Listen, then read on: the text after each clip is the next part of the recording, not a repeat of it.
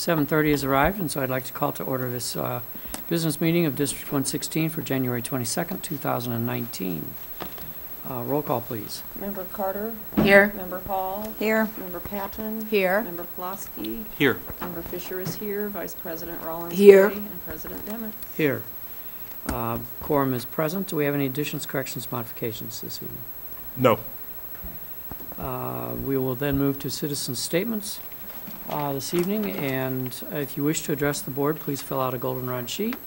We have one, but if we have any others that wish to address the board, please fill that out now and turn it into our recording secretary.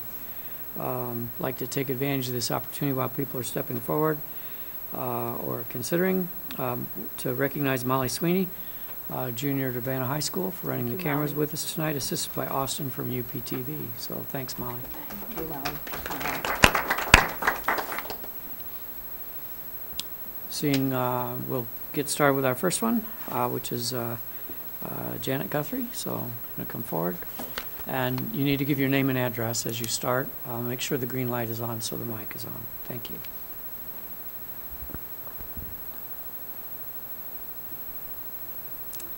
So good evening. I am Janet Elaine Guthrie, the Reverend Guthrie, and I live here in Urbana on West Michigan. I'm the retired pastor at First Mennonite Church, located here in Urbana. And before that, I worked in education for 30 years, including serving as the president of a liberal arts college. I speak tonight on behalf of the Racial Justice Working Group at our church. We are aware that the Board of Education is in the midst of addressing many changes and making many difficult decisions. We deeply appreciate the board's stated commitments to racial equity and restorative practices.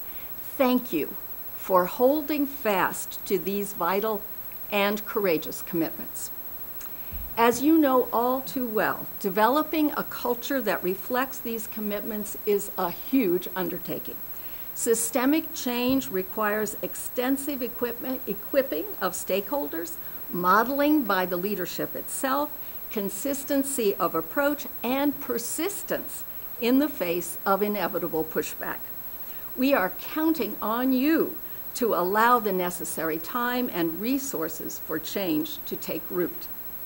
We urge you, the Board of Education, at this critical juncture, to demonstrate the philosophy and power of restorative justice by taking the following 5 actions.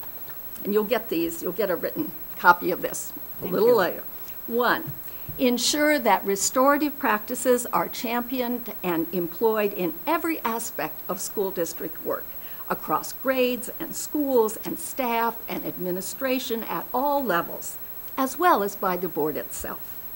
2, as individual members of the Board of Education and as a body, model for us a robust understanding of restorative practices in your engagement with constituents and in your response to conflict, so that we all learn from your example. 3, in the position description for the next superintendent, lay out clear expectations for advanced competencies in restorative and anti-racist practices, including evidence of demonstrated success in actual implementation. 4, commit to a national search for superintendent with as much transparency and constituent involvement as possible. Involve the expertise of a group like locally based Illinois Balanced and Restorative Justice Project to inform the restorative justice aspects of the search process. 5, reflect as a board upon how you will organize to provide strong, continuing support for the next superintendent and for all faculty and staff. There is much work to be done in rebuilding trust and showing more transparency. Finally, as a caring community seeking to support all our children and youth, we need to grow our racial stamina, as Robert DiAngelo explains in her book, White Fragility. We need to grow our racial stamina. For those of us with privilege, this is essential work, hard work, lifelong work, work for us to do together. Know that we at First Mennonite Church come as allies and cheerleaders for our wonderful Urbana schools. You are in our prayers, and we offer you our support. Thank you very much for your service, your dedication, and your stated commitments. We value you greatly. And P.S., happy birthday, Mr. Dimmitt. Oh, today's your birthday. Thank you, Janet. Thank you. Thank you, and thank you. It's the big 7-0 today.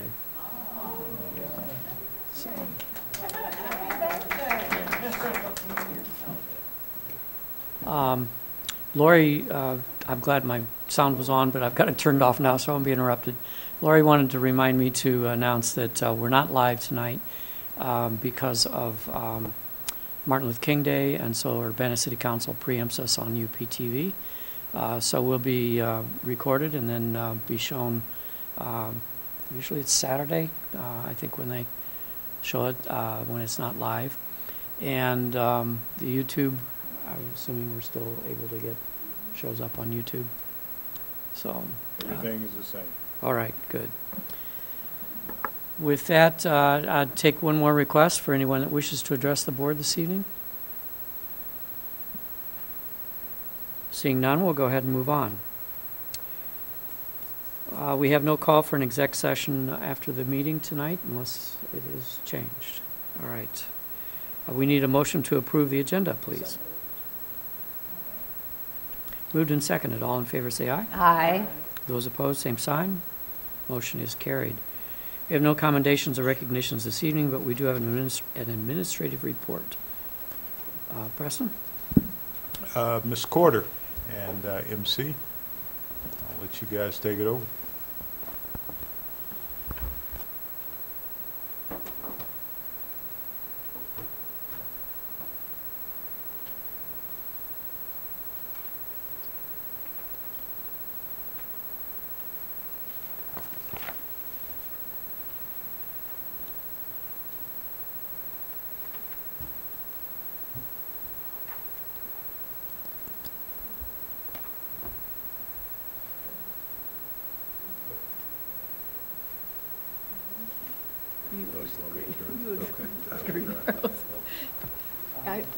Are we up? It's coming, yeah.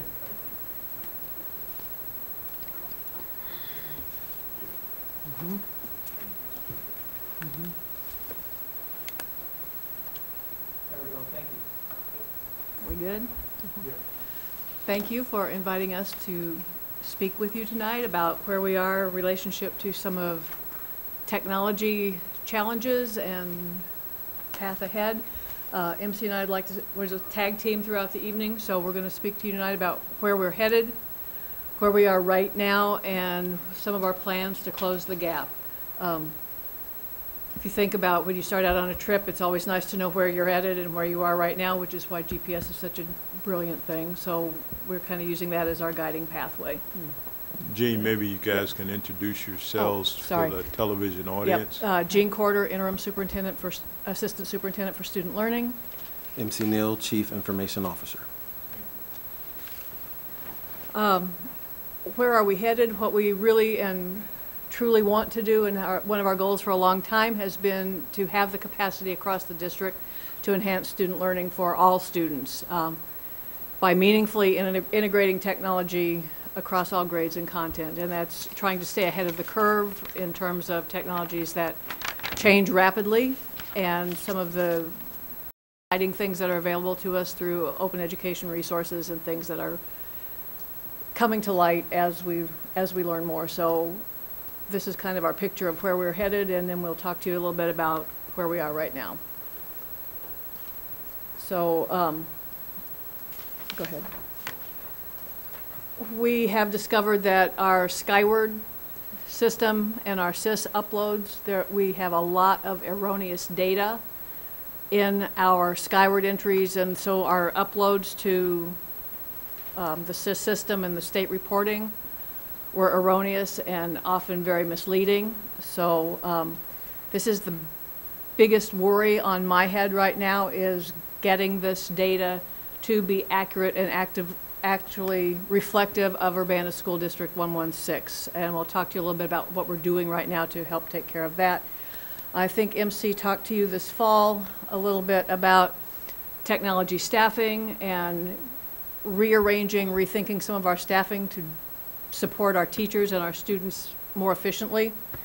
And he talked to you about some of the financial insecurities that we're facing and thinking forward how to build back our capacity to support technology, not just in terms of infrastructure and devices, but in terms of professional development. So we'll also speak a little bit about both of those areas. In terms of closing the gap around our erroneous data, the newly hired system administrator, when he came on board, he started adjusting and modifying the system setup so that our system on the back end is more efficient, and it provides easier access for teachers, students, families, and our staff. This is an ongoing process, and he is continuing to do that. We won't say that he's 100% done, but he's working with an eye toward bringing the system up to speed and arranging it, is that the word I want? Configuring it more efficiently. We hired a consultant with expertise in Skyward Student Data Management System and the SIS system to start identifying some of the errors in our data and to begin the cleanup. This has been a very long and arduous process. Our goal has always been to have a pristine data system so that the data that we are using to inform instruction, to speak with our families, to communicate with the state is up to date and accurate, and that was not the case.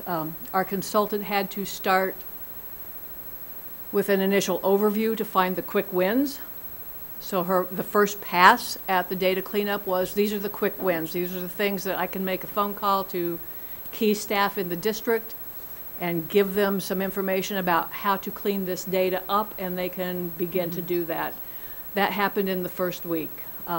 The more she worked, the more we discovered that we didn't have quick win fixes. We had many, many systems that were out of sync. It involved her talking with Skyward and having Skyward attempt to solve some of our data problems, and when Skyward were not able to solve some of those problems, they referred us to people at the state board. People at the state board are aware of our difficulties. They're aware of our journey.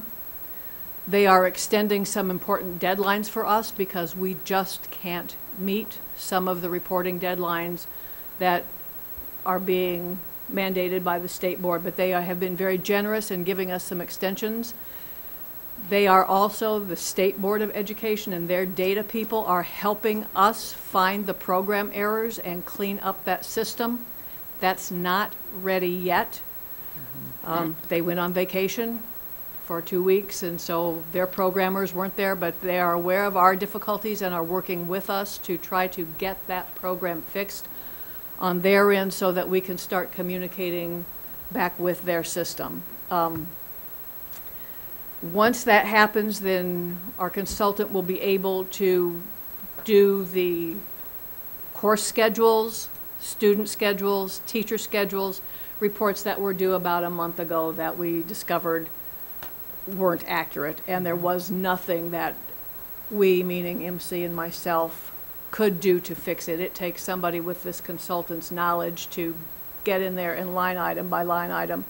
At one time, she found that we had 4,400 duplicated student records, so that our SIS information was 4,400 students off of our Skyward information, or vice versa. I'm not sure which way that went, but we had 4,400 duplicated records.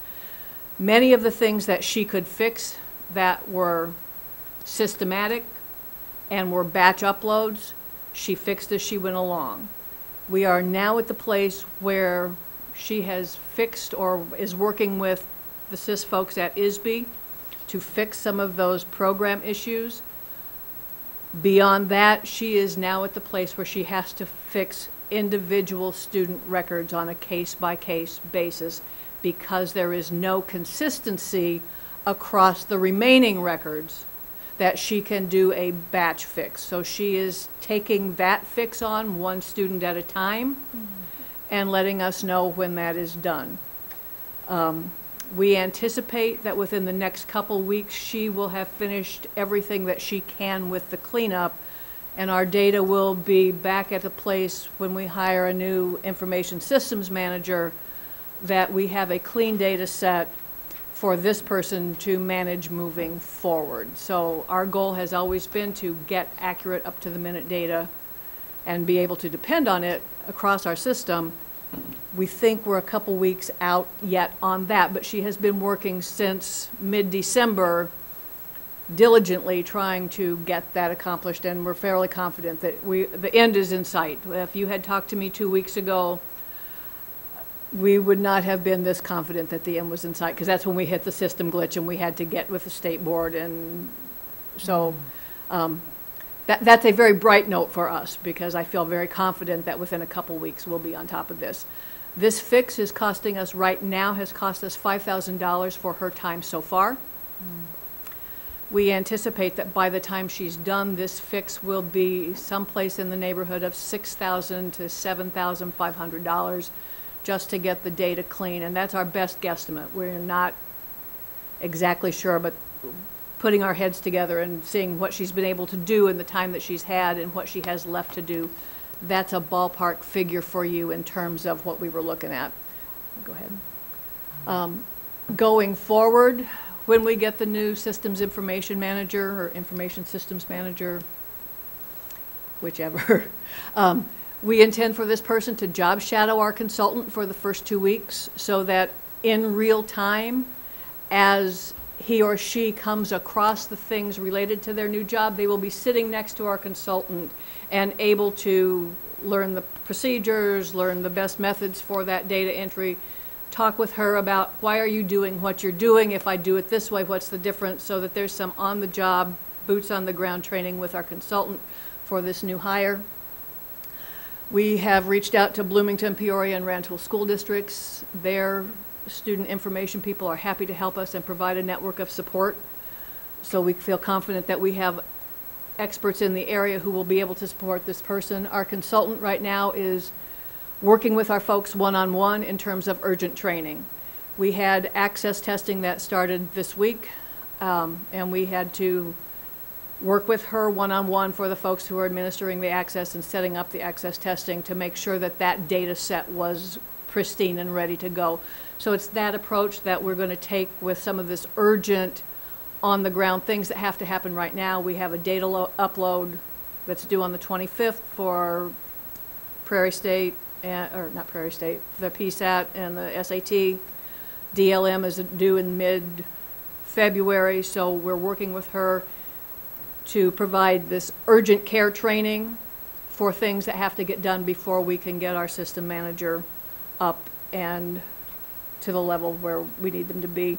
Some of our veterans, clerical and secretarial staff are training their colleagues at our February 15th in-service date. They have all, for the folks who've been here the longest and have the most historical and institutional knowledge about how certain data needs to be entered related to those specific job duties. They're covering those job-specific skills and training at that time. We have purchased the Skyward Professional Development Center modules, which are online modules that will provide us on-demand training. Our intent is to work with our staff development and HR department so that as new employees are onboarded into the district, part of their first staff duties are to get the training in the system that's related to their jobs. Also to provide our current faculty and staff with a punch list of modules that are related to your specific job, and to make sure that yearly that is reviewed, much like the process for some of the other online trainings that we do right now. And then have the on-demand available for when there's a glitch or a hiccup, something that they've forgotten how to do or something that they didn't anticipate. So we think looking forward that we're confident that we've got a handle on where we are with this, and we have a pretty good series to support the new folks coming in and to provide us with some systemic support moving forward so that we don't ever have to clean up 12 months worth of data in a 3-week, 4-week period. We had 12 months worth of bad data, and that's I'm being as blunt with you as I can be. There was at least 12 months of bad data that had to be cleaned up. Our former specialist who did this would run a weekly report from SIS and cross-reference it with her Skyward stuff so that we were never left with a year's worth of questions. Mm-hmm. We always had an updated, up-to-minute, cleaned up to the best that we can so that when there were things that happened occasionally with bad data entry or something, there were only 3 or 4 records that needed to be cleaned up on a weekly basis, which is very, very manageable. When you get to excess of 4,400 individual student records that needed to be cleaned up, it was not manageable, and we are eternally thankful to our consultant. We are eternally thankful to Skyward and to the State Board for giving us some leeway and some support while we get this done. They know what a bind that we are in, and they are working with us to help get that done as quickly as possible. Jean, you used the term "our former administrator." You used the No, term "our former" checked things once a week. Can you put a time frame on? Can you put a time frame on which former you're discussing? That's not by name, Darcy but- Widener. When she was the Okay. administrative assistant, that was her position. Part of her position was to do the Skyward and the SIS management. I understand that about a year ago that position was split and duties were reassigned, and after Darcy left the district, that's a world of hurt. And That's fine. I just wanted to know if Yeah. you meant former as in 2 months ago or former as in a year ago. as in a year ago. Thank you. Yeah. Can I ask two before we go on to the next, because I know these are all important? I appreciate the hard work you've done in kind of getting us out of this muddle, but can you also kind of help clarify for those of us, I mean, I know we rely on a whole range of data, and I know it's data, student data for the statewide mandatory tests and to report to ISB. Is this also the data that we use to get reimbursed from the state? Can you give kind of just the general categories of the implications of this data, and when it's not correct, what that really means to our district? So then our student count is wrong. Yeah. Our state aid is based on student count, so that is incorrect. Our testing data might be incorrect. I can't verify that for a fact, but if those records aren't correct, the accommodations and the student groups that state designations are, those new state designations are calculated around, may not be accurate. So that's some of the fallout of having some data that's inaccurate, in addition to being able to communicate clearly with families and across teachers within our system about our students and student needs. So on the bigger picture, it really boils down to state aid formula and the student groups for the new designation system under the ESSA legislation. Thank you. So when the data in Skyward is suspect, what's the source of truth then? I mean, how do you find out the data is incorrect, and how do you, where is the source of truth to repair the data? Well, yeah, go ahead, MC. We have found that the majority of the time the information in Skyward is correct, but Skyward and SIS is set up in a way that all of the information should sync from exporting from Skyward and importing to the state and vice versa, so that everything is just working correctly and all the information is the same across the systems. What happened was the information was being put into Skyward and then either not being done on the state side or being done incorrectly on the state side. So majority of the time we found that the information is correct in Skyward, but SIS at the state just isn't syncing up. And when we try to sync, we would run into errors, and so we'd end up having to take a few steps back and sort of reset that student's profile to start all over again, add those things back, and then sync it correctly to get the two systems working correctly.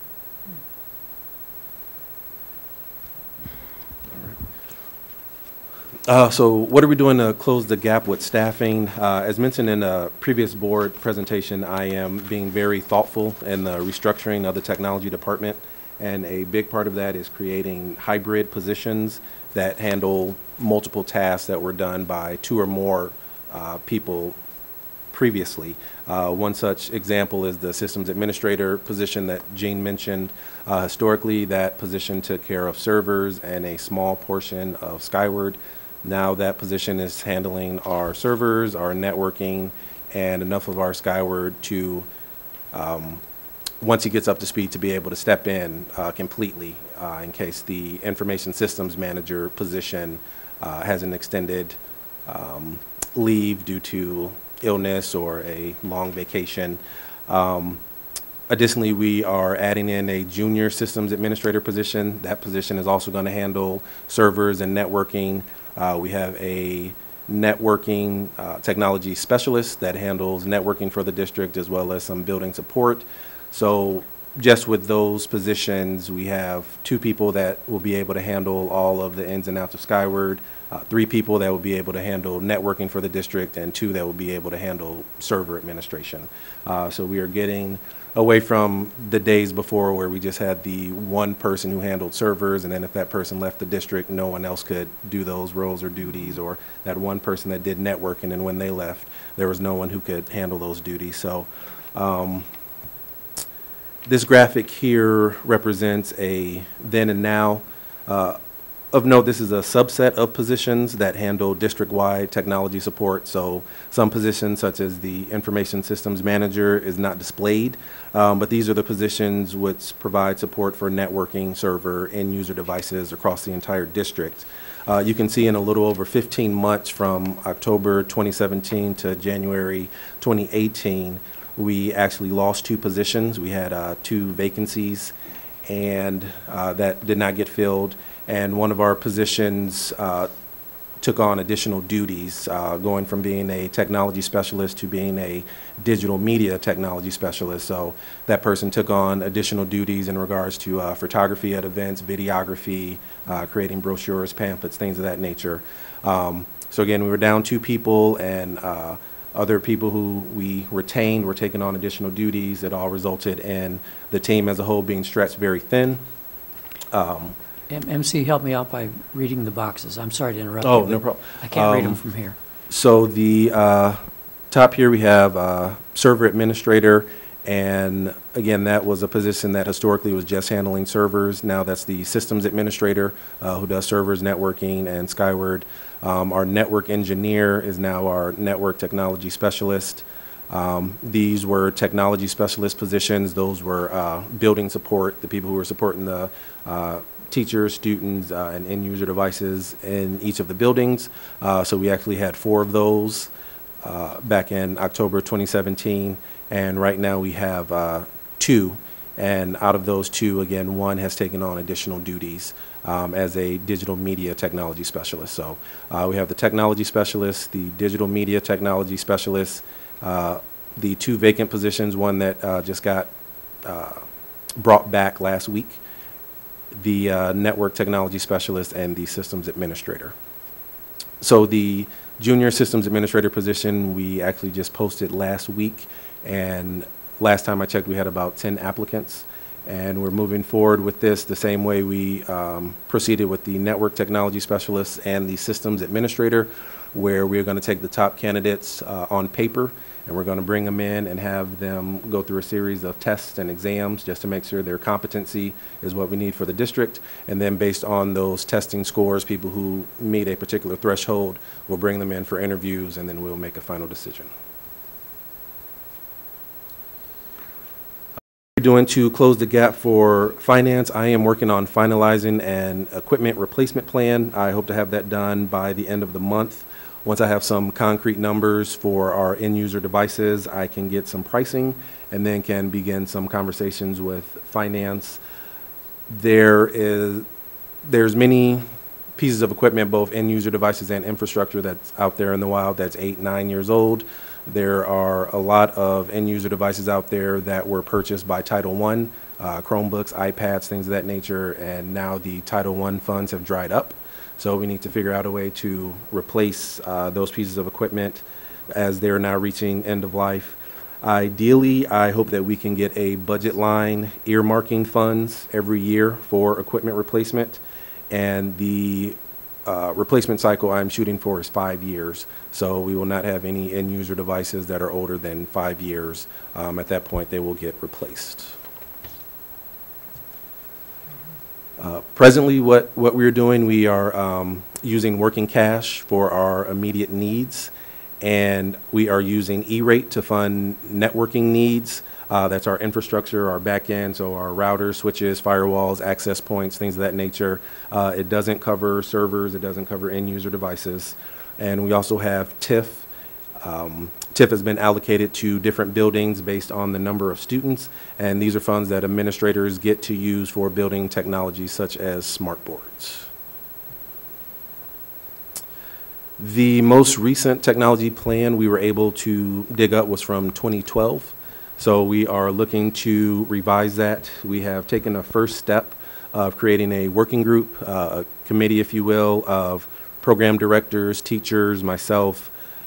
We actually had our first meeting last week. And after a bit of brainstorming, we grouped our areas of focus into 3 areas. We will begin doing a needs analysis. We will start sending out surveys to teachers, administrators, trying to get a better pulse of what's needed district-wide.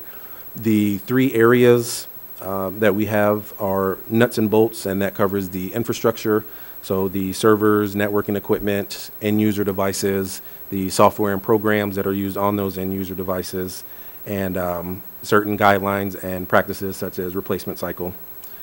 Student learning, and that covers professional learning and support. And it includes looking at industry standards such as ISTE, the International Society of Technology and Education, and the best ways to integrate technology into USD curriculum.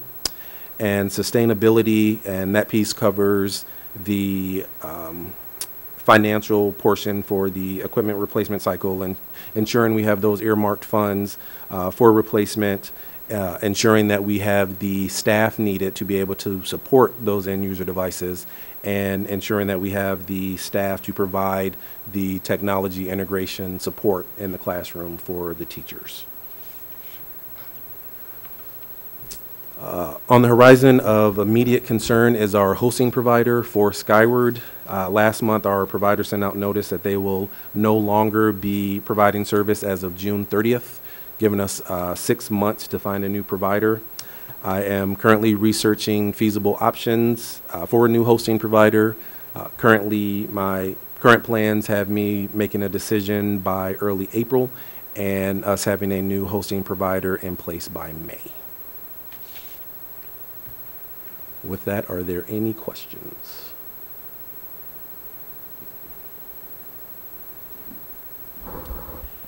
I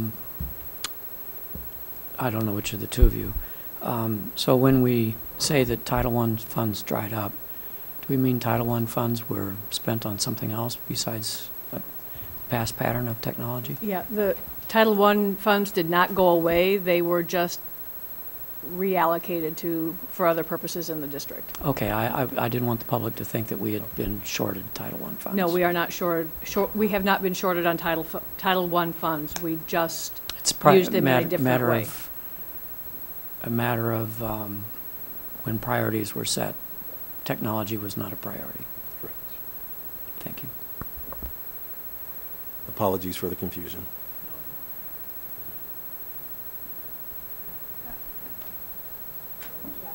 Yeah. Other questions? Anyone? I know that the board's probably reluctant to do this, but I think it's possible for us to use some of the pay-as-you-go money for the 1% sales tax to use it for infrastructure purposes, for switches, for access points, and for that kind of things. If we're in desperate straits with regards to the deficit with regards to our technology spend, that might be something we could consider. It's cleaner to use our working cash bonds than working our sales tax dollars. It's much safer from a legal viewpoint. I'd have to check, but I'm not sure that that would count as the bricks and mortar that we're really supposed to be using the sales tax. I think that's why when we started with sales tax, and we started with working cash, that's why we assigned, It's about my recollection is the figure was 250 or 500,000 a year. 750 a year. Over the 3-year Over period, I think is what it per was. year. Oh, 250 per year from our working cash, short-term borrowings. Yep. From our working cash bondings. Which and we may that's- need to increase that. There have been some years when it has been increased Mhm. in the past, but once again, that's priority setting between redoing the elementary schools versus technology. Peggy, you look like you I were do, wanting to yeah, ask a I'm question. still kind of going back to the broader question about erroneous data. I mean, I regret that the poor data management that you outlined for us this past year may have cost us education funds, reimbursement funds that we sorely need, and it certainly is costing us to pay a consultant to correct data that should have been entered correctly to begin with. So I guess and the fact that this data was mishandled for such a long period of time concerns me. So, the supports that you outlined initially, Jean, that you're putting in place as people get hired, so that we have multiple people, shadowing and understanding.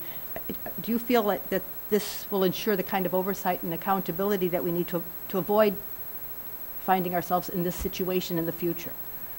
I mean, is that the idea, that you're hoping to build in these systems, checkpoints, accountability systems that we obviously didn't have, right? To ensure that this data gets entered correctly and... Yeah, I don't think there was an intent to enter data incorrectly. I think there was a gap in training and understanding of what the connection between Skyward and SIS is, and the critical nature of that function as a system.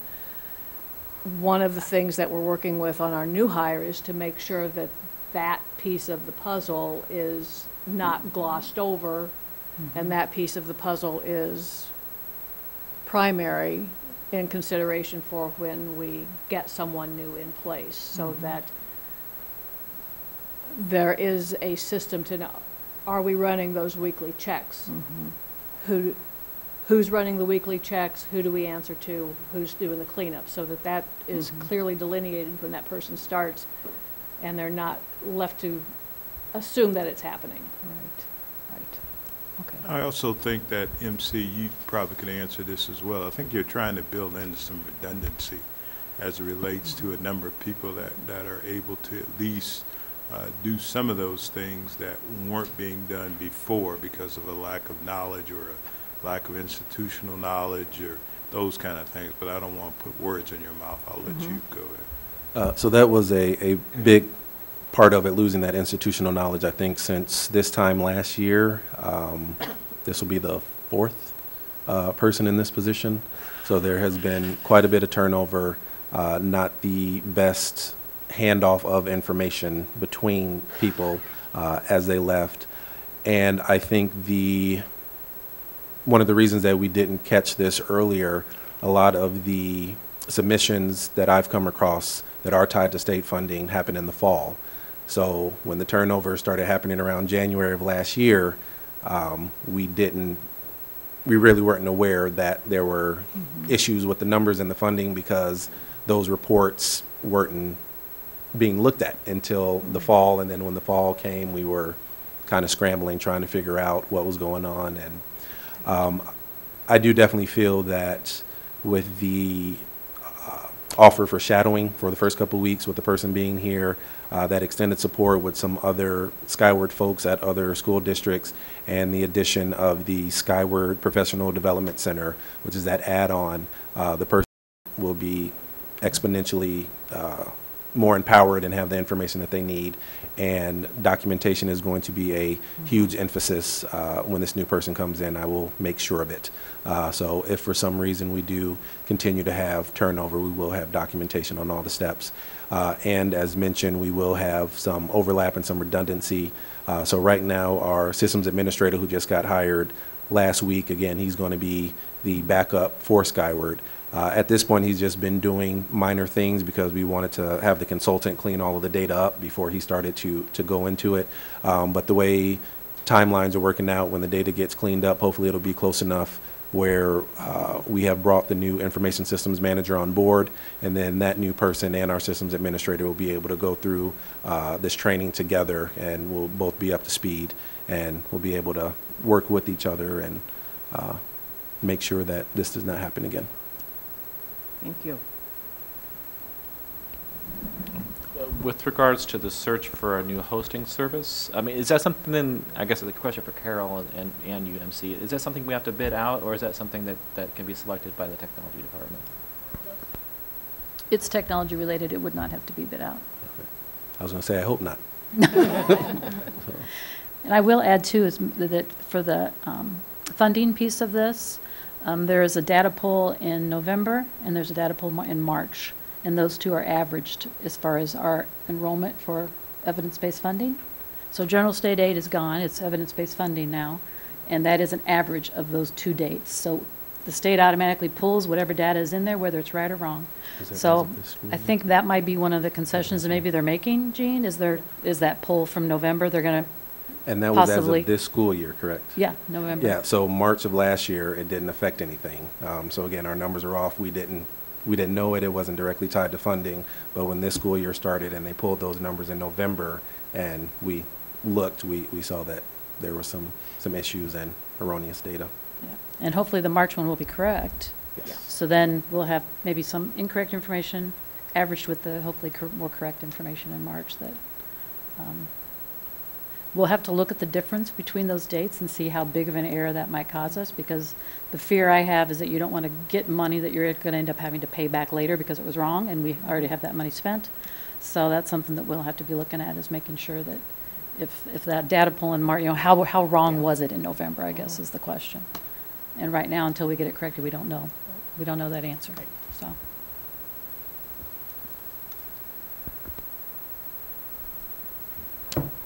Go ahead, Ann. I'm sorry. I was just going to recognize other board members. Oh, okay. So you had said that some of the records affected were testing data and student count, and we just got graded the first time, right, under the On new? the new system, yes. So that could potentially be off because of these records that were done in the fall, or when, I don't know exactly when they started pulling in that data to give us our designation. It might be. We aren't real clear yet what was all that was inaccurate in the data, but the state only pulls what we give them, and if what we gave them was wrong, my suspicion is that some of those designations may be erroneous too, but we're just gonna have to do the best we can with what we've got and move forward next year with pristine data that supports our picture of what the district is. Right. I'm just trying to think of the repercussions of, because I know that some of our schools didn't get the most stellar ratings based on the newest, the ESSA stuff, and so I'm just hoping that that doesn't ding us, in the future. And if they're aware of it, though, I don't know if there's any remediation that can be done now, but that just made me pause.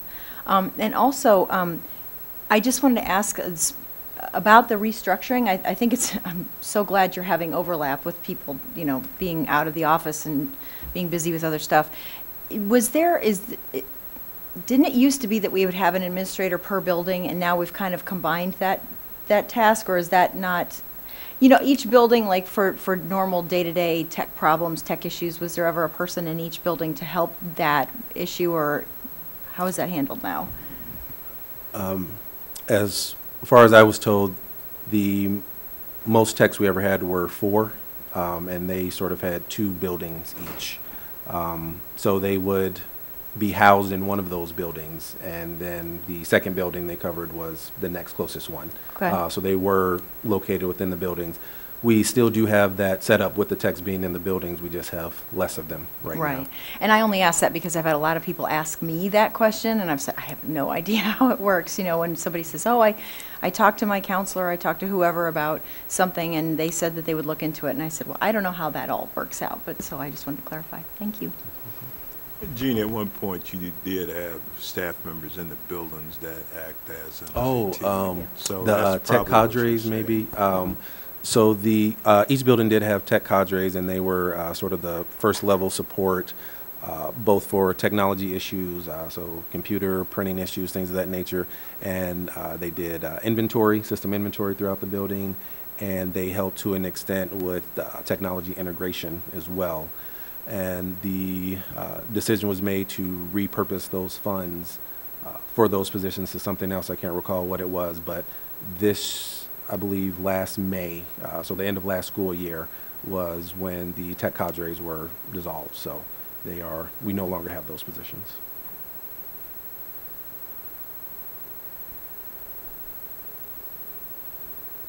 Other board questions? Comments? So I'm listening and I'm hearing that there's been a lot of turnover. There's a decrease in funds for equipment replacement. There's a decrease in the tech cadre. It sounds like we've de-emphasized our technology approach over the last couple of years. And we need to reinvigorate our technology program.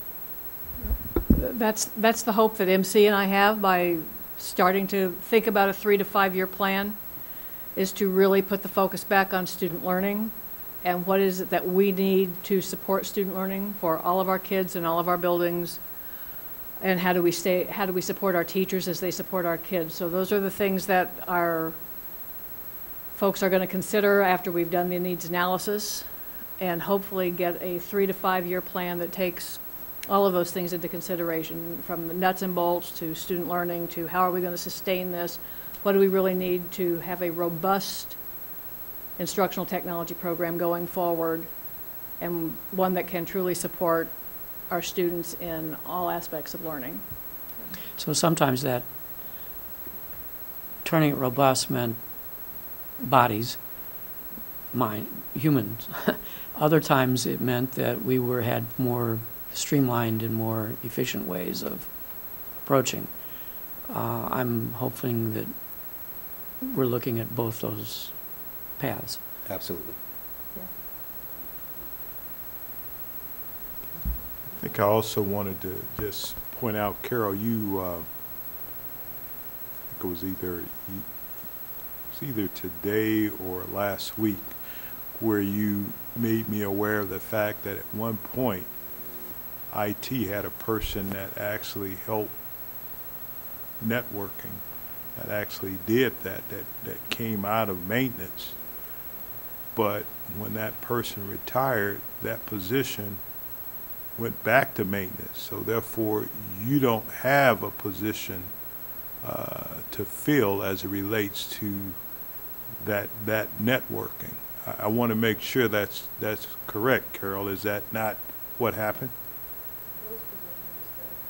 She can't hear you. Your mic's off. Yeah, the point was that when that position was moved over to technology, it was filled in maintenance. And now when that person retired, it's now being filled in technology, so it's a matter. We're considering filling it for technology. So, I mean, we have to look at that and see that we have the funding for it. But right now, that position is not in technology, it's in maintenance. Is that not correct? That FTE. That FTE was filled. FTE, yeah. Right, excuse me for interrupting, that FTE was filled. The original position was out of O&M, out of maintenance, and that position transitioned over to technology. So we filled that FTE that was left void when they transitioned over to technology. So my understanding is that technology is looking to fill that position that was transitioned, because now that person retired. So that person who was in technology temporarily, when the position from maintenance is now gone. So you need to fill that position to provide the technology support that that position was doing. Correct? It's definitely a position I would like to look at filling. I'm not sure of the timeline, but I think within the last 2 years maybe of that person being here in the district, they got transitioned over to technology. But even when they were with technology, maintenance was still paying for that position. So when that person retired, maintenance took those funds to hire another staff member for maintenance. And so if technology is looking to fill that position, we need to find the funds for it.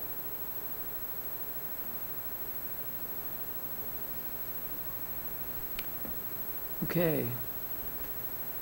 You said that was 2 years? This was When did just that person leave? Do you beginning of the school year, the person left. But as far as when that person transitioned from maintenance to technology, I think it was 2 years? maybe a year or two before he retired.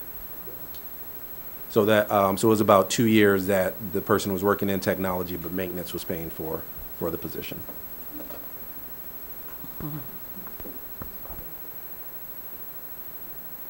Oh, it was longer?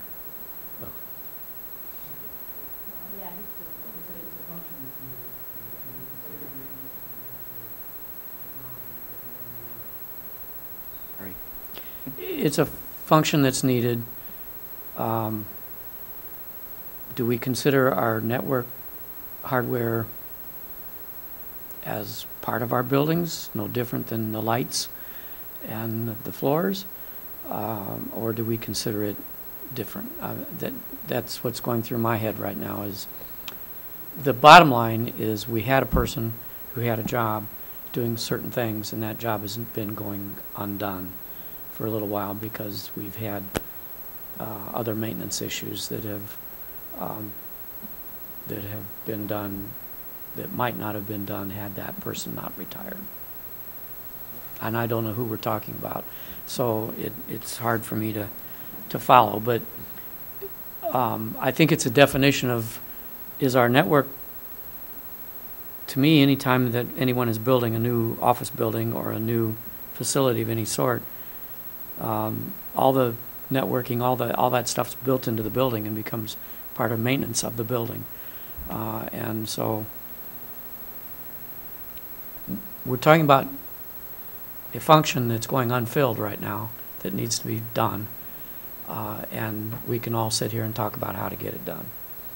And bottom line is, I think my guess, having lived through a couple of these plans, is when the plan's put before us, the first thing that the board is going to have to deal with is sticker shock on how much it's going to cost.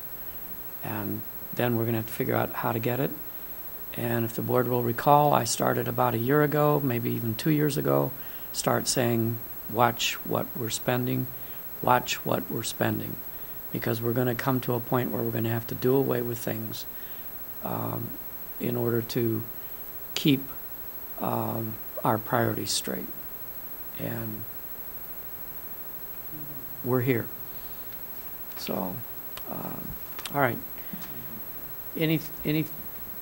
Correct. We weren't watching, seriously. Anything else for the team here tonight? I just wanted to thank MC for Absolutely. for doing a yeoman's job working in an underfunded and understaffed department, and we're really lucky to have you. Seriously. Yeah. Absolutely. Yes. Absolutely. I want to reiterate that too as well. And thank you as well, Gene. Yes. Absolutely, yeah. Good teamwork, thank you. Thanks, team. We have no public hearing tonight nor policy review. We do have a series of consent agenda action items and then some individual action items. And for the consent agenda, we have minutes of December the 18th business meeting, 2018, and January 15th, 2019 study session minutes. We have January bills and checks, education fund bills in the amount of $833,000, O&M fund operations and maintenance fund, in the amount of $173,000, bond and interest fund bills in the amount of $7 million. I'm assuming this is the completion of Yankee Bridge. This is a large amount of. No, that's our semi-annual bond payments. Thank you. Bond payments. All right. Thank Due you. in January. Transportation fund bills in the amount of $510,000, working cash funds in the amount of $668,000, tort in the amount of $94,000, payroll in the amount of $4.1 million, and adult education in the amount of $108,000. There are no interfund loans. We have various personnel items. There are a couple of retirements I think you probably want to highlight. I'd like to just acknowledge a couple of people that are retiring. Katie Sue, a teaching assistant at Urbana Early Childhood, she retired January 11th. She's been in the district a very long time. Spencer Landsman, principal at Leo, he is retiring effective June 4th of this year. Pam Furr, a business teacher at Urbana High School, will be retiring in May. And Cindy Zerba, secretary at Urbana Middle School, who's been there a long time. She'll be retiring under IMRF. So those are some 4 distinguished employees from the district. Thank you. Next, we have a resolution authorizing and directing the sale or disposal of personal property. This is library books and some ancient vehicles, not even old. A couple of them are ancient, approaching my age, so no, not kidding. 4 pianos. And then a resolution for purchase of real estate at 109 and 109.5 West Washington Street. For the purposes of the public, I believe this completes our purchasing on Washington Street, according to the plan. I think this is all the properties with the exception of the apartment building and the school, the little neighborhood shop that used to be at the corner, the Sunshine Grocery. And those were never part of our original plans. They might be part of some future, but at this point in time, all the decisions of the facility committees, this will complete the Washington Street frontage. And we're pretty close to having our Iowa Street frontage and Ray Street frontage done as well. Close. And there was a memo at your place regarding the funding for Yes. that. If that could, just wanted to make the board aware of that. Sure. Carol has, let's make this an individual action item so we can talk about that, because this is too much discussion for consent. So drop 11.6 off the consent agenda, and we'll put it down as an individual action item. Is there a motion to approve items 11.1 through 11.5 So moved. as our consent agenda? Moved and seconded. Roll call, please. Member Carter? Yes. Member Hall? Yes. Member Patton? Yes. Member Pulaski? Yes. Member Fisher votes yes. Vice President Rollins? Yes. And President Demmett? Yes. Individual action items. We'll start with the gifts. And the following group of people donated a cumulative quantity of $3,250 to the UHS Boys Basketball Program. John and Patricia Reichard, Area-Wide Technologies, Inc., Melba and Friends, who are doing business as the Great Commission Support Ministry and GI Transport. And then the Richard and Mary Thies family donated $1,000 to Yankee Ridge PTA to support the purchase of a rock climbing wall to honor the school's teachers. Kent and Lori Choquette donated $50 to the Evelyn Burnett Underwood Music Instrumental Assistance Program, and Mark Netter donated $250 to Urbana Adult Education.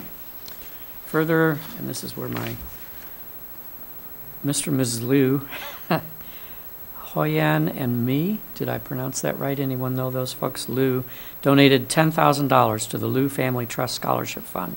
These funds support 3 scholarships for a UHS senior. And they do that frequently. The following donated a total of $800 to the Michael Pollack History Scholarship. Paul Pulaski, Kent and Lori Choquette, Chiffon Belmont, Paul Medijek, Margaret Solomon, Glenn Berman, Randall Freeman, and Lexine Manwaring.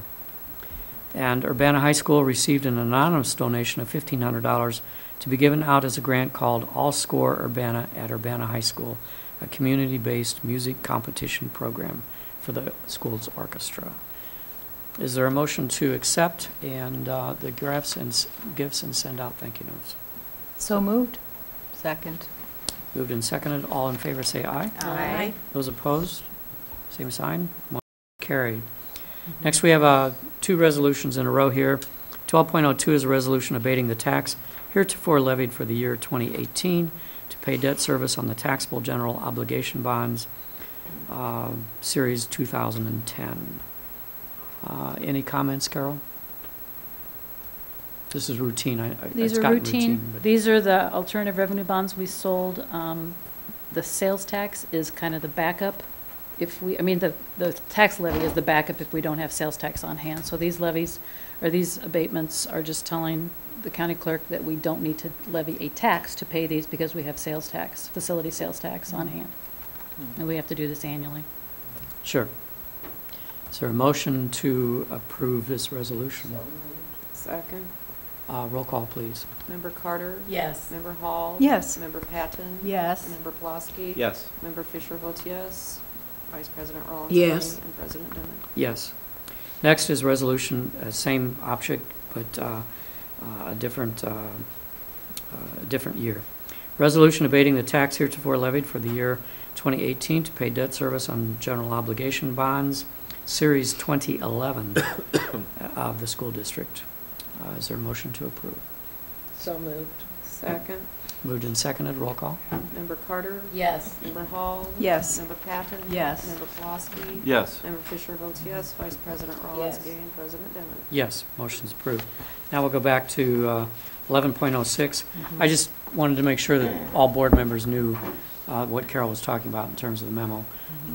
So the concept here is to purchase this piece of real estate from our working cash 3-year bond situation as opposed to O&M for budgetary purposes, since we have a large deficit in the O&M fund, and we need to be addressing that deficit.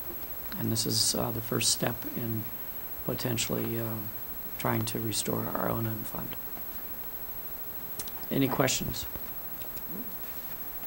Motion to approve would be in order. So moved. Second. Moved and seconded. Roll call. Member Carter? Yes. Member Hall? Yes. Member Patton? Yes. Member Pulaski? Yes. Member Fisher votes yes. Vice President Rollins? Gay, and President Demmett? Yes. Next is that concludes our action items, and now we have call for future special executive meetings, and these begin tomorrow night. We will have a special meeting to begin the interview process for a possible consultants for the superintendent and assistant and associate superintendent, assistant superintendent searches. Thursday night on the 24th, our calendar committee will also, that meeting on tomorrow night is at 5:30 p.m. January 24th is at 6:30 p.m., and that's our calendar committee. And then on Monday, January the 28th, we'll conclude our interviews of our 5 potential to pick and choose search firms. Thank you. That's the extent of future meetings. Superintendent's report. I simply wanted to make the board aware that the board received the Gold Sponsor Award for actually helping sponsor the county-wide celebration that was held at Vineyard Church on Friday. So this plaque will go out there in the vestibule For the Martin Luther King Award. for the Dr. Martin Luther King Jr. County-wide celebration that you donated money to help put that on. So Thank you. that's it. That's it? Okay.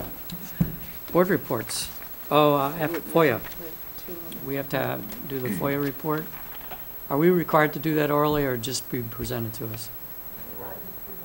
Just presented. So any questions about the FOIA? Well, I think it's been our practice to at least Read them. read them. For the listening audience. Anyone wish to? I'll read it. I don't have a problem. Thank you.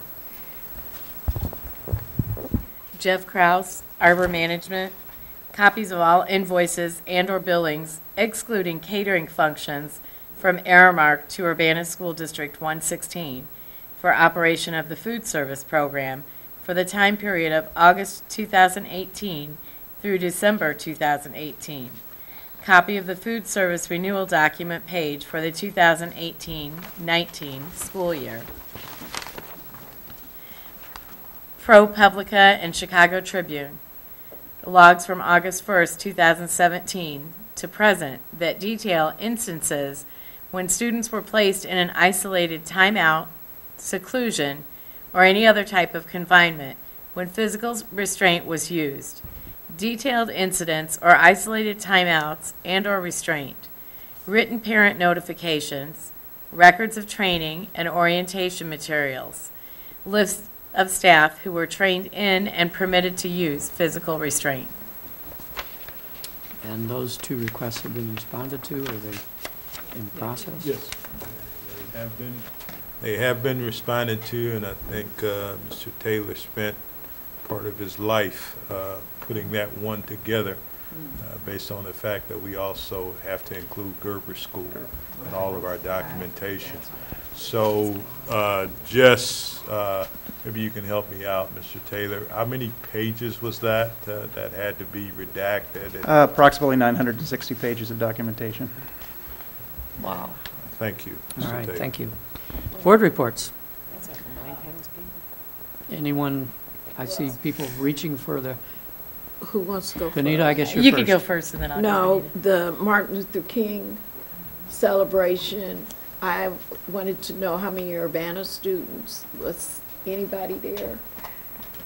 Okay. I went on Monday to Vineyard Church for Okay, the 'cause you community event breakfast, and I was very proud of our students. One of our students was able to actually read from her essay that she had written, and I was very happy to hear it. They did a great job, and all of the high schools were well represented, Central and Centennial also.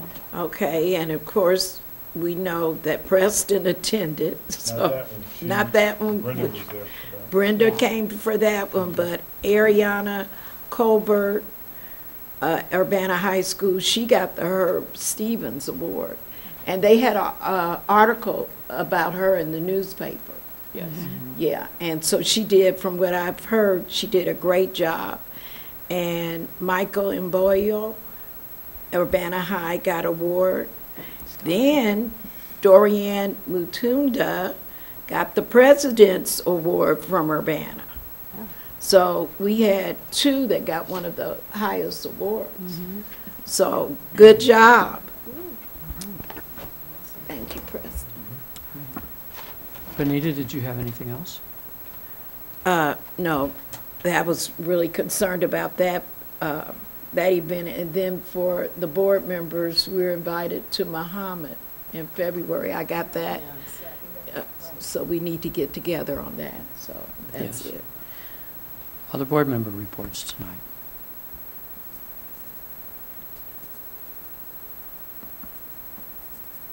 We are done at 8:40. Excellent. All in favor, a motion to adjourn would be in order. Second. Moved and seconded. All in favor, say aye. Aye. Those opposed, same sign. Motion's carried. Thank you very much.